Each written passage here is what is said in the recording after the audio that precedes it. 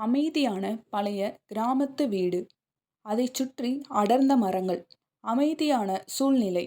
ஆனால் அந்த அமைதிக்குள் ஒரு பயம் ஒளிந்திருந்தது. வீட்டில் உள்ளவர்கள் அம்மா ராணி, மகள் லதா மற்றும் பேரன் விக்கி. ராணி எப்போதும் ஒருவித பதட்டத்துடன் காணப்பட்டார்.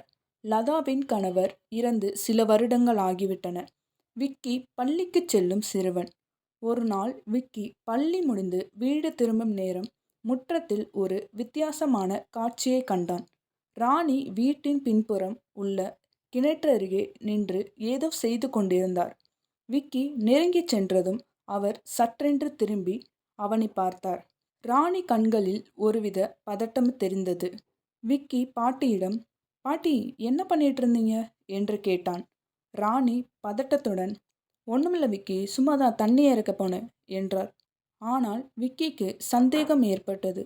பாட்டி எப்போதுமே கிணத்துல தண்ணி இறக்க மாட்டாங்களே, உள்ளே இருக்க குழாயில தானே தண்ணி எடுப்பாங்க என யோசித்து அன்று இரவு விக்கி தூங்கச் செல்லும்போது பாட்டியின் பதட்டமான முகம் அவன் மனதில் உறுத்தி கொண்டே இருந்தது. மறுநாள் விக்கி பள்ளிக்குச் செல்லாமல் வீட்டில் இருந்தான். அவன் பாட்டியின் அறைக்குள் சென்று தேடி பார்த்தான். ஒரு பழைய புத்தகத்தின் பின்னால் ஒரு டைரி மறைத்து வைக்கப்பட்டிருந்தது. விக்கி அதை எடுத்து படித்தான்.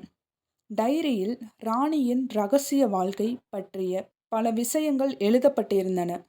அவர் தனது கணவரை கிணற்றில் தள்ளி கொலை செய்ததாக அதில் எழுதப்பட்டிருந்தது. லதாவின் தந்தை குடிகாரர் என்றும் தினமும் ராணியை கொடுமைப்படுத்துவார் என்றும் ஒரு நாள் அவர் செய்வதை பொறுத்து கொள்ள முடியாமல் கிணற்றில் தள்ளிவிட்டதாகவும் ராணி டைரியில் எழுதியிருந்தார். விக்கி அதிர்ச்சியில் உறைந்து போனான். அவனது பாட்டி ஒரு கொலையாளியா? அவனால் நம்ப முடியவில்லை. அவன் டைரியை பற்றி லதாவிடம் கூறினான். லதாவும் அதிர்ச்சி அடைந்தாள். இருவரும் ராணியிடம் சென்று உண்மையை கேட்க முடிவை செய்தனர். ராணியிடம் டைரியை காட்டி, "அம்மா, இதில் எழுதியிருக்கிறது உண்மையா?" என்று கேட்டாள். ராணி முதலில் மறுத்தார்.